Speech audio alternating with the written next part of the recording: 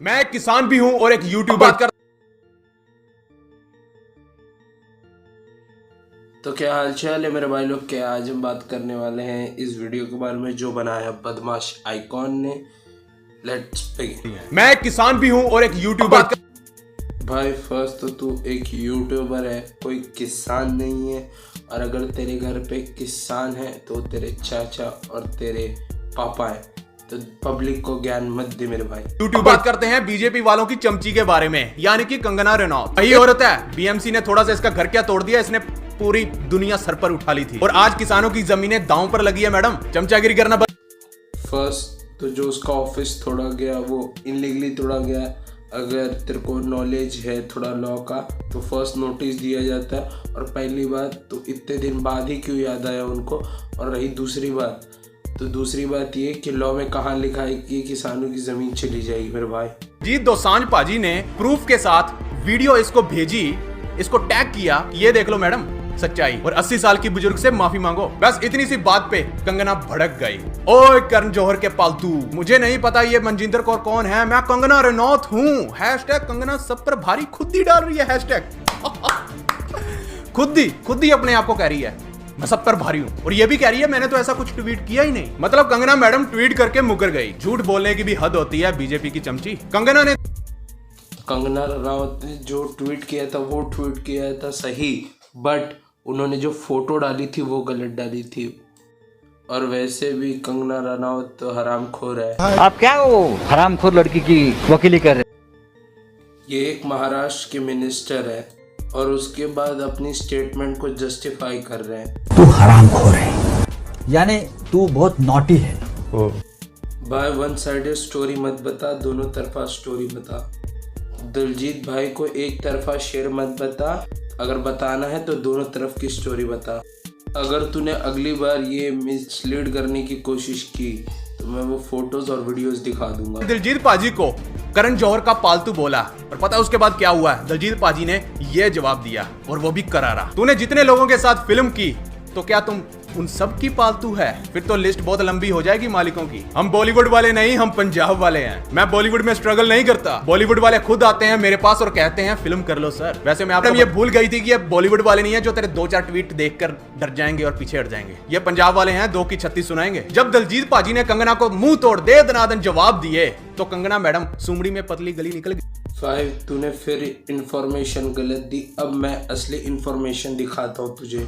Controversy है वो यहाँ तक पहुंच गई कि कंगना ने एक ट्वीट और रीट्वीट किया जो कि कांग्रेस के एमपी का ट्वीट था, जिसमें उन्होंने दिलजीत दोसांझ के ऊपर केस करने की बात की थी। और उन्होंने कहा था कि दिलजीत दोसांझ जो है वो खालिस्तान को बनाने की और भारत को तोड़ने की बातें कर रहे हैं, इनके ऊपर एफआईआर दर्ज हो। भाई वो खालिस्तान की बात करते हैं, और अगर तुझे झूठ लगता है तो मैं ट्वीट और तुझे स्क्रीनशॉट सब दिखा रहा हूँ। और उसके बाद जब ये ट्वीट होने के बाद उन्होंने सॉरी वाली वीडियो भी डाली थी अपनी, उसका प्रूफ ये देख। और दिलजीत भाई जो है वो दल खालसा को फॉलो करते हैं, जो ओपनली कहता है कि उन्हें खालिस्तान चाहिए।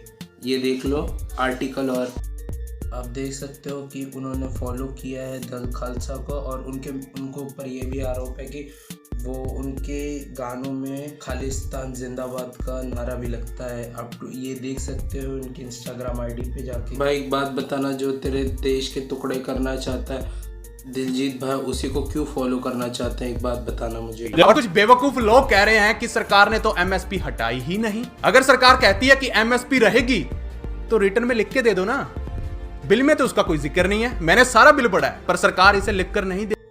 अब तो प्रूफ हो गया कि तू एक किसान नहीं है, बिकॉज क्योंकि हमारे देश में गेहूं, बाजरा और चावल एमएसपी पे खरीदी जाती है, जो एमएसपी पे खरीदे जाते हैं। अगर उसके बाद अगर फार्मर इंडस्ट्री में और जैसे दूध, दही, ये सब चीज़ एमएसपी पे आ गई तो अभी तो खाली 13 क्रॉप्स है ना, बाकी के अगर क्रॉप्स अगर इंक्लूड करना हुआ, बाकी फार्मर्स बोलेंगे कि हमें भी एमएसपी पे सामान चाहिए, हमें भी एमएसपी पे खरीद करने बोलेंगे, तो कैसे करेंगे? और तू ये जानता है कि इतना बजट सरकार का कभी नहीं हो सकता है, समझ गया तू?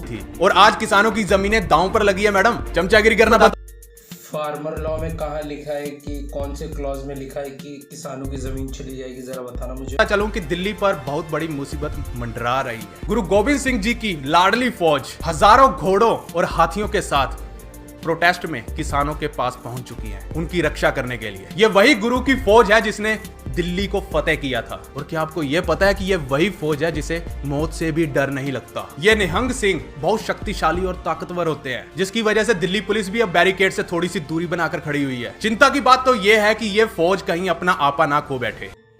26 जनवरी को जो भी कुछ हुआ, अगर गुरु साहब होते तो देख के बहुत दुखी होते। और जो तू बोल रहा है कि ये सब तुम्हारे जैसे यूट्यूबरों की वजह से ही इन सबको सपोर्ट मिला और इन्होंने ये सब करने की ज़रूरत की 26 जनवरी को। तेरा खुद का ईमान क्या बोलता है, तू बोल। जो 26 जनवरी के दिन हुआ वो सही हुआ था फार्मर प्रोटेस्ट के समय? और जो ये पुलिस वाले को मारा गया था वो ठीक था तेरे हिसाब से? ज़रा तू इसके बारे में भी जवाब देना। और उनकी क्या गलती थी? वो जो ड्यूटी कर रहे थे उनकी क्या गलती थी, बताना ज़रा मुझे।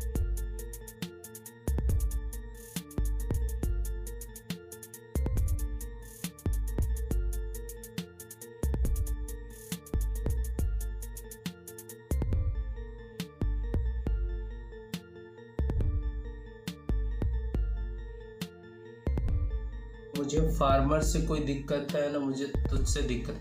मुझे तुम जैसे यूट्यूबर से तकलीफ है जो तुमने फालतू में फार्मर प्रोटेस्ट को इतना सपोर्ट किया। तुम्हारी वजह से ही, तुम्हारे जैसे यूट्यूबर्स की वजह से ही जो 26 जनवरी को हुआ, ये तुम्हारे जैसे यूट्यूबर्स की वजह से हुआ जो खुला सपोर्ट दिए थे। अगर ये मेरी बात से किसी को तकलीफ हुई तो आई एम सो सॉरी। अगर वीडियो तो लाइक कीजिए, सब्सक्राइब कीजिए और कमेंट कीजिए। तो चलिए बाय और सब कुछ जय श्री राम।